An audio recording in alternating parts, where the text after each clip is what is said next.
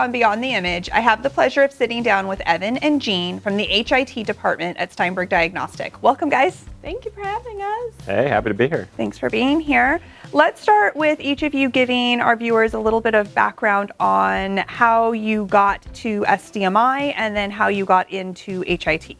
I was an intern at the Health Information Exchange, and then I interviewed for a job here in marketing after college and was really excited to get an opportunity for that, and worked with Miss Denielle over here for about a year and a half, and then drifted over to HIT, Health Information Technology, and have been there ever since. I love it. I started at another private radiology company on Long Island, New York. I was the director of patient scheduling operations, and I dabbled in databases. For everybody that doesn't know, can you guys tell us what is HIT? Health Information Technology, kind of the way to think about it is IT is hardware. They're your servers, they're your workstations, they're when your mouse breaks, you know, that sort of thing, right? HIT is more, okay, when you log in to an app on your phone, right? How do you use that, right? It's a little bit different where it's workflow and it's usability, and working with the users to make sure the system is meeting their needs, and we're taking advantage of all the features of the system as well to help patients and make things easier. So neither of you went to school for HIT, but is there such a thing as HIT school? There is health administration, and they're starting to incorporate health informatics and also HIT too. So they're starting to grow that field. Is it common in a healthcare landscape for there to be an HIT department, or is this something that's unique to SDMI? I would say it's unique to SDMI. Normally it's under IT. It's a very small group, and they kind of work with IT, but here we have our own department, our own team, our own executives, so it is very different. Yeah, in a lot of other places you'll see a HIM department, Health Information Management, and it's more, think of it more as medical records, filing, things like that. They really focus on the records part of things. HIT is a little bit different, where it's more usability focused rather than the actual strict filing of patient records, things like that. So tell me, what is a day in your life in HIT? Oh boy. This is going to be fun. So I love working in HIT because every day is different. You're either, so our customers or our patients are our end users, are the staff that we work with. So we receive feedback from them. We work on how to optimize workflows. We are constantly reaching out to the vendor to see how we can do things better. If there's an issue, something goes down, we're on top of it, we're trying to fix it, or we're trying to figure out another way to get to point A to point B while we're fixing those issues. But it's a day of problem solving, I would say. Yeah, for sure. So, I mean, I've kind of drifted towards integration and reporting over the years. That's the stuff I enjoy. So every day is like putting together kind of a jigsaw puzzle. That's the part I like about this job the best. And really it's a lot of monitoring, making sure everything's working, making sure information is flowing between different systems. And then you always have somebody running in needing a report for this or having a question about that. And the nice thing about HIT is I would say we're well versed enough in everything to be dangerous. Do I know any specific workflow that well? Maybe not, but I know enough to be dangerous, and I know enough to get you to the right person and know what systems are involved in that. So give me an idea of the types of reports that you're running. What's the kind of data that SDMI executives are looking at on a daily basis to be making business decisions and patient care decisions? We run a lot of quality reporting. So always at Steinberg Diagnostic, one of the reasons I've loved working here is that the patient is truly always first. Every healthcare company says that, but Steinberg, in every meeting I've been in ever since I started working here 10 years ago, the patient is truly always first. And during this quality reporting, we have so many reports on what is the patient experience here, right? So how long were they waiting here? When did their call get dropped? For example, when did they fail in this process, right? Or not the patient failing, but the system failed them or something like that, right? To help them out. And then of course you have the more operational reports, making sure efficiency is high, making sure financials are good, all that sort of stuff. Like any other company, executives always, want to look at numbers and financials and things like that, right? And Steinberg has grown a lot in that field since I started working here. Just reporting has become so much more robust. So Jane, you talked about vendors and who are HIT's customers, which are your patients, and then you've got the SDMI end user employees, and then you've got referring physicians. So let's kind of dive into each of those. Okay. So tell me more about what does HIT offer from a platform that benefits the patient directly? We offer online pre-reg where the patient can fill out the paperwork in the comfort of their home. We do offer online scheduling where the patient does not have to wait on hold and schedule with the scheduler. They can call in and schedule through their phone or on their computer. We offer online payments also. So everything is to benefit the patient and make it easier for them to either access their medical records, avoid wait times on the phone. So we really try to help the patient in any way we can. We do use Evan's reports to see why are our pre-reg numbers why are they down? How can we fix this? How can we make this easier? Where is the patient struggling in this process?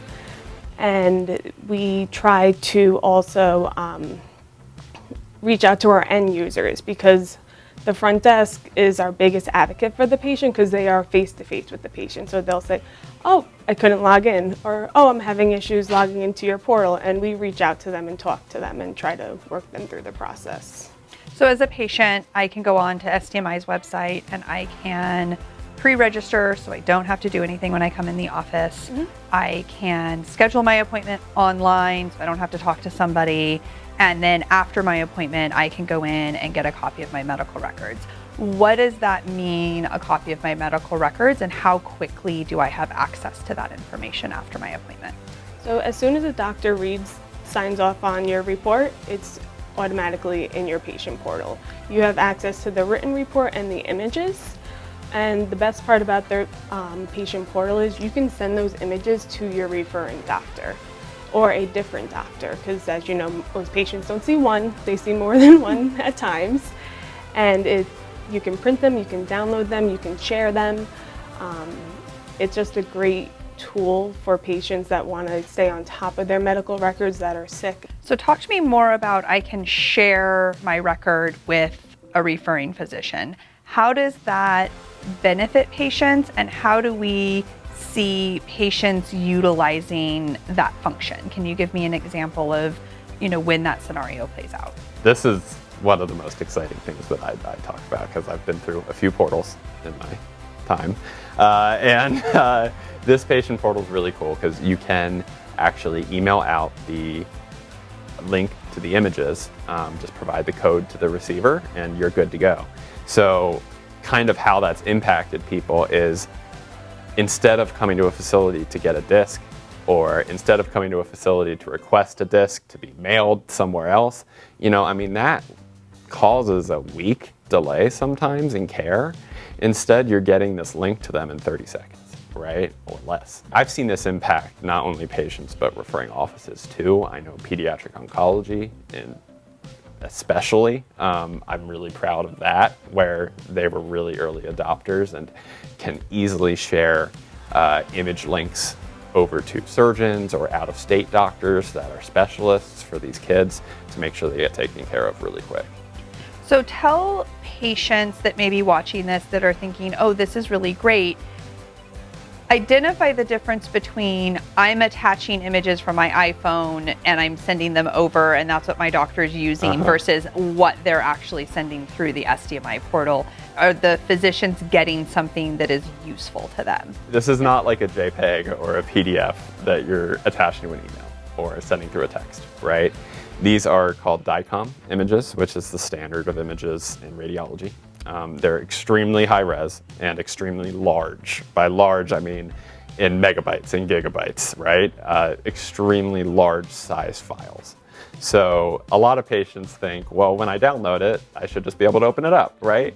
Well, not really. There's nothing on most computers or phones or things like that just to open a DICOM file. There are apps out there for free where you can do that, and some of our more tech-savvy patients definitely do that. But most of the time, they email a link over to the referring physician so that that referring physician can actually get those images and put them in their own system. Most specialists, things like that, have their own repository of images they keep, and they want those images for their repository so they can pull them up at any time. So this is a way of sharing really high quality images that the referring physician is going to be able to use. It's really no different than if they had come down and picked up a disc or something like that to take to their referring office. It's exactly the same as that, except a lot faster and a lot easier, hopefully was the goal. Yeah. And then I can also, you said I can download or I can look at the images myself. So I may not know what a brain MRI is, but if I'm having a baby and I want to get extra pictures of my ultrasound of my unborn baby, then I kind of have that access now, which is different than what it used to be. Oh, for sure. Yeah. So I've had MRIs done here. I have no idea what I'm looking at. I am not the clinical resource here by any means, but it is exciting to see your back, you know, I mean, to see your spine, and it's kind of cool. But apart from fascination, you know, I mean, a lot of patients have people that they know, right? Or family members in the medical industry that they can get opinions from and things like that. And having the ownership of your data like that it's unlike anything there's been before, right? What about the security side of things? There's a lot of talks these days about, you know, protecting your information and making sure your identity doesn't get stolen and all of those things. How does SDMI make sure that as we're sending images all over the place from person to person, that that identity is not at risk? I remember implementing the physician portal and patient portal. You know, this was a huge conversation around security, around making sure all data is safe, right? That's always going to be a huge conversation in healthcare. When you send this link to your images, it comes over as a link. It's pretty much completely worthless unless you have a code to access it, and you give that code either over the phone, over a separate email, over a separate text, you know, however you do that is up to you, right, as a user. But on our side of things, when they're stored within our systems and our framework, you know, everything is very secure. Our IT department takes security extremely seriously, and our CIO is actually probably one of the biggest drivers of security here at Steinberg. So IT and security are very closely aligned. We also give the physician's office and the front desk of their offices the ability to schedule their patients. They are able to track their patients. They send over electronic referrals instead of writing it out on a script pad, handing it over to the patient and hoping the patient doesn't lose it. It is a great tool in the sense that you are able to see when your patient is scheduled, when the exam is ready to be read or view the images. And so do physicians have the same ability as patients if they are viewing the images and they need to share those out from a collaborative standpoint? Or Evan, you know, mentioned pediatric oncology and they're sending images to other specialists. They can also do that from within the physician portal, just like patients? Yes. Yes, they are able to share the images. And what has the adoption rate been from the referring physicians in Southern Nevada to utilize and implement this technology in their offices? Extremely high. We get probably about 10 to 15 new physicians to add to our portal almost every day. They're moving to a different site, a satellite location. New physicians are coming into town and want access to our portal. We are constantly adding new users. So as a patient, is it a safe assumption that the doctor that's telling them they need a disc probably has access electronically somehow? Absolutely. And especially if they're in the Valley. That's my first question is your doctor in the Valley? And they say yes. I'm like, okay, just push back a tad bit. For sure, and even if they're not in the Valley these days, there's so many large image networks around the country now. By networks, I mean like a web of paths that you can send images over very securely and standardized, basically. So we're on basically every one of those at this point. So it's very easy for a doctor's office to call us and say, hey, I need images for this patient, and you push it. And most specialists you're going to see out of state are going to have the ability to do that. And does that cross over into, say, a hospital if I need to go in and have surgery, or I'm in the ER and I recently had a CT scan at SDMI? Do the hospitals have access to those images as well? Oh yeah, definitely. A lot of those it's hard to get internet access in a surgery room sometimes, so a lot of those are actually on the image networks. They have everything built on their side, and we always want to make sure the image is as easily and readily available to a patient or physician as possible. So we go ahead and just make sure we're signed up for every possible path to get an image anywhere we need to make sure we're not holding up any patient care. So we've got patients, they've got a portal, physicians, they've got a portal. How are you supporting, or what kind of systems are internal SDMI staff using day to day? Oof, that's a big one. Okay, so we have many systems. We have our EMR, where our staff schedules into, collects all the information. Think of it as an electronic chart instead of having a file with the patient information. We have it all electronically. We have a system that is able to run patients' eligibility, PPE, which is patient estimates. So we get an accurate amount of money due at time of service, making sure their insurance is eligible, because sometimes some patients, I know my mom has our insurance cards from when we were 10 still in her wallet and she's flipping through cards. So we run it at the time of scheduling to make sure the patient is eligible, and if there is an issue, we correct it at that time so there's no hiccups when they come into the office. We also check if there is authorization on file through one of these systems. I think the best one is, and this benefits the front desk too, is our pre-reg forms are electronically sent to the patients. Those are very important to the front desk because that's how they make sure that everything matches. Making sure that your address is still the same, your phone number, were you married, if your employment changed. So all these systems work together to create a better patient experience and also help our staff. What would you guys say is the most difficult part of your job? Oh boy. That's a hard one because I like a difficult situation. I'm almost like kind of bring it on in the sense. I think a difficult part is when something goes down and it's out of our control. I think that would be the biggest one, is trying to push back on the vendors, or if it's a global outage, and how do we fix this, or what's our plan B? I would say the part I struggle with is when maybe technology isn't always the answer.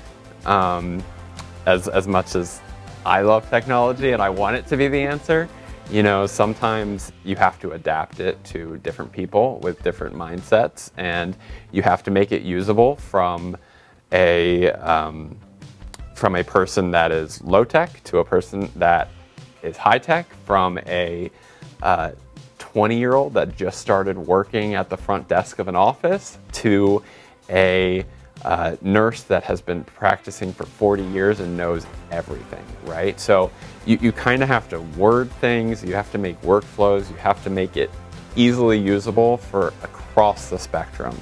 And sometimes, I will say, it's hard. The hardest part is to recognize when a solution isn't within the system, and maybe it is just picking up the phone or things like that, right? And we're just automatically, it makes me like chill, but once in a while, that is a valid solution. What is your favorite part of SDMI, or how has SDMI impacted you personally? My favorite part about SDMI, so I moved here almost 2 years ago in January from Long Island. No friends, no family, little loner. And SDMI really took me under their wing, showed me around, almost created like a Vegas family. They welcomed me with open arms. I never felt uncomfortable being here. I never felt like I was the odd one out. My first week here, everyone was like, "Oh my God, hi, how are you? We heard about you." And I'm like, "Oh my goodness, wait, what? What's going on?" So I would just say it was a tough transition, but I had a really good support team. My HIT team, my boss, and all my colleagues were here every step of the way. Even they invited me on holidays because they don't want me to be home alone. They would invite me out to dinners and concerts because they're like, "Come and experience Vegas." And I would just say they were really helpful during this transition and moving out here. I've been here for 10 years, so I would say I like SDMI a little bit. Yeah, it's an awesome place to work, and I think there's like a professional and a personal side that I love of SDMI. I think I've seen SDMI grow a lot from the professional side, and one of the most exciting things is, we were in a place when I first started here where we needed a lot. We needed a lot of systems, we needed a lot of new implementations, and I love that stuff. It's so cool to press a go button, right, at 5 o'clock in the morning one day and know that later that day patients are going to be able to suddenly online schedule, or it's going to impact patient care, right? And that's the excitement of HIT is, one button press can make patient care easier overnight sometimes. From the personal side, SDMI is, we have a lot of longtime employees here for a reason. It is a great place to work, and there are a lot of really great relationships and people here, and it is local. It is local Las Vegas. Like, everybody lives here, pretty much everybody's on site. I am terrible at working from home, I will be honest. It is not for me, and I love coming into an office and seeing everybody, and it's a family.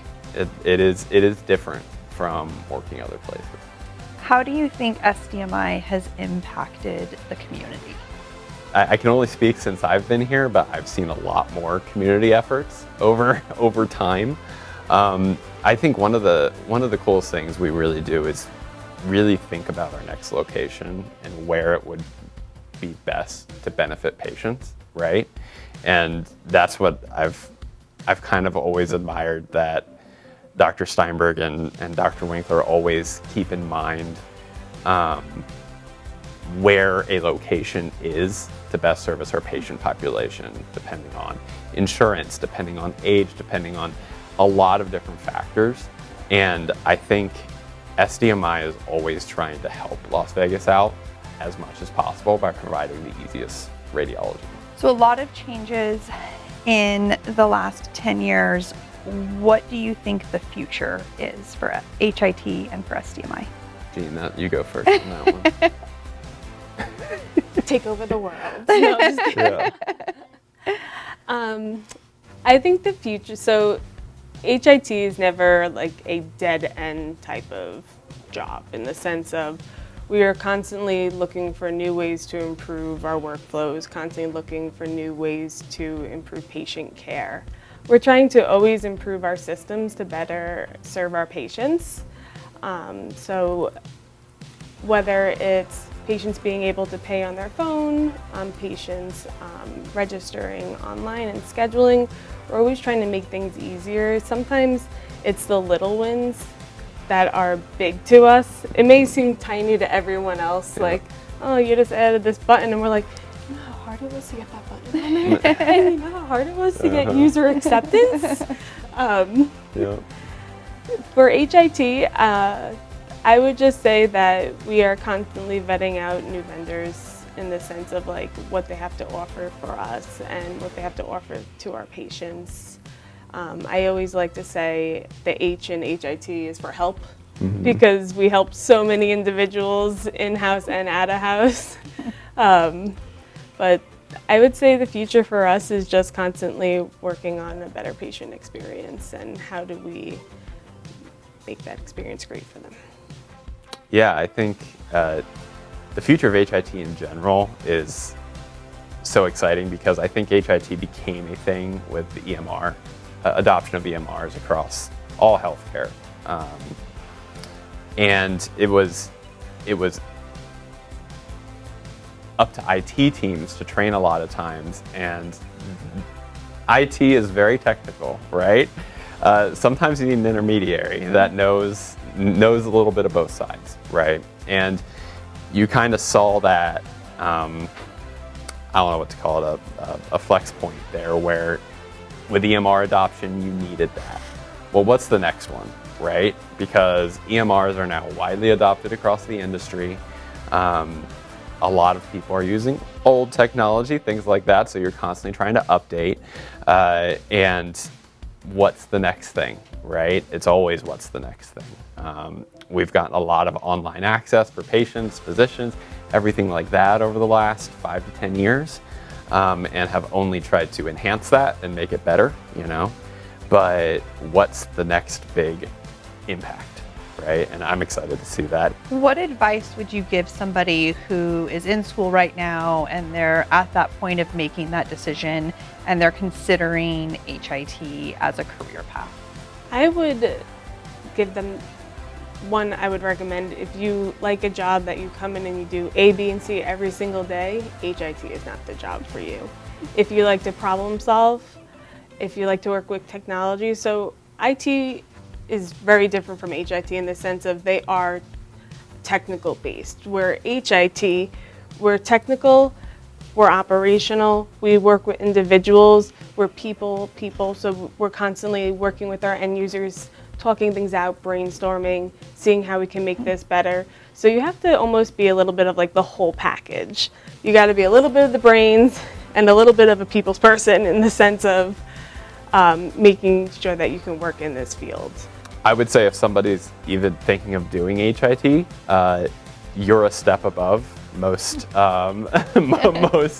most people out there that are going to end up in HIT. You know, when I started here, nobody, you know, came from an HIT background, right? And I think don't limit yourself would be my suggestion, right? If you're thinking of HIT and you might not even be going to school for it, right? You might be a front desk person. You might be that person at the office that always fixes other people's internet issues or tells them where to click or things like that, right? Like, that means you're kind of thinking that way, and you might be a good fit for HIT, because really at the end of the day, it's a problem solving and jigsaw puzzle job, and that's so much fun. You know, it's not only seeing, okay, what broke, it's seeing how can we make this better, and it's doing something about it, right? I mean, I think so many people tend to say, oh, well, why doesn't it work that way? Why doesn't it work that way? Well, you can kind of make it work that way in HIT, and it's kind of cool. Awesome. I have one final question for both of you. What would your younger self be most proud of or most surprised by? I've always been in the healthcare field. My first job at 16 was a pharmacy tech, and I always wanted to help patients. I've always wanted to just, I always wanted to help patients. I think my younger self would be proud of me picking up from my hometown of Long Island and moving across country to start a job that I didn't know anything about, in the sense of, what is HIT, what is this, and just taking that leap. And every single day I'm constantly learning. I think she would be really proud that I was brave enough to move across country for a job. I'm surprised by how happy and comfortable I am staying in Vegas, I guess. Yeah. Awesome. Thank you guys for joining me today. Thank you for having us. Thank you.